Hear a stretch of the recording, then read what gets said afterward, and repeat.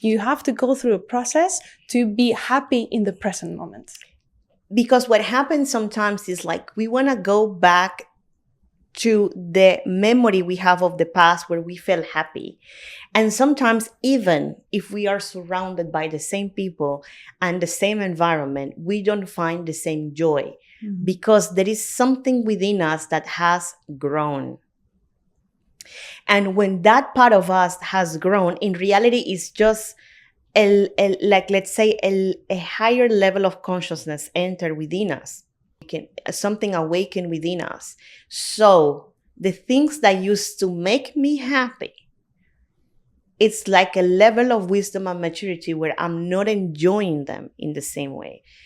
So the problem is when we want to stay frozen and we want life to remain the same, and we are already in a level where our soul is calling us for a different lifestyle. And in that lifestyle, it's when we have the crisis comes where the soul is putting me here, but I want to go back here to replicate the happy moments that I was having here, which were happy at that moment. It's like being 35 and wanting to go back to the times when you were in school or university because you had a lot of fun, but you're going to go back there. You're not going to fit. Your age gap is not going to fit in those environments. You know what I mean? So it's like, it's a look into the past that, yes, I mean, if you took choices that are not making you happy today, probably if you are aware of it, you can go back to peace. But there are also situations that happen because the soul is doing a process of growth as well and tell you, this is not where we want to live anymore. We want to live a different experience. And this is when the breakdown happens.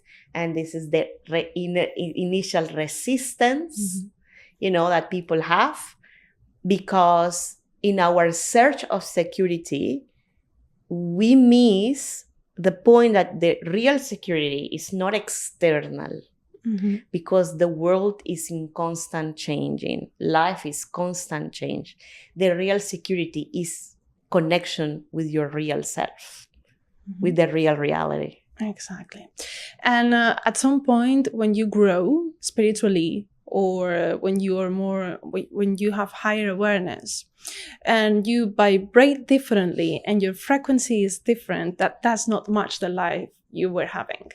So people start living from your side, or you start living their side, or you can start feeling that all your life is falling apart. Your job, your family, your friends, you're depressed. Enjoy this moment. It's hard, but enjoy this moment and trust that everything falls apart because very better things are coming. Yes, exactly. And for these better things to come, you need to make space. And sometimes it's not a little bit of space. It's like you have to change your life completely. So if you want to change your life, because sometimes we ask for things, I want to change my life, I want to live better, I want to be happier, I want to have a better job. Okay, so the universe will give you that.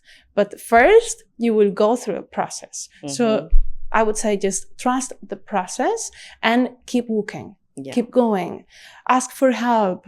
Look for things that nurture your soul, nurture you inside. Stop doing the things that don't give you joy, don't give you security, because this is what it's supposed to do. So do the things that nurture your inner self, your soul. Yeah, exactly. And in that, it's a process of alchemy. So the first step is this awareness that I'm not happy with how I'm living. And then I enter in an inner process of self-exploration. Our tendency is to try to find guilty ones outside. For example, I came late because the traffic was bad. We are pretty much incapable of saying, I made a mistake, I woke up late, we have difficulties assuming our role in the circumstances. When we talk about why did I break up with someone, it's like that person was like that. It's like the first tendency to find guilty people outside or or put the burden on someone else. And I'm not saying that the other parties don't share a responsibility, but we have a responsibility in our circumstance. So going back to the point is like we start finding patterns, and the patterns are found in first the families. Mm-hmm. And yes, you find your mother and your father and your ancestors behaving in a certain way that mark pretty much your patterns. So there is this throwing the responsibility at them, okay? Because they were like that. And then in the process of healing that, you understand that your soul had a mission to bring you with this group of people because you have the same program that those other souls. So you come collectively together in order to do a collective healing for the family tree. So you are not the victim of your family tree. You are a soul who came with the mission of healing those exact patterns that you are finding in your parents. So that means that the first achievement in the healing process is coming out of a lineal view and going up and see our life as an observer.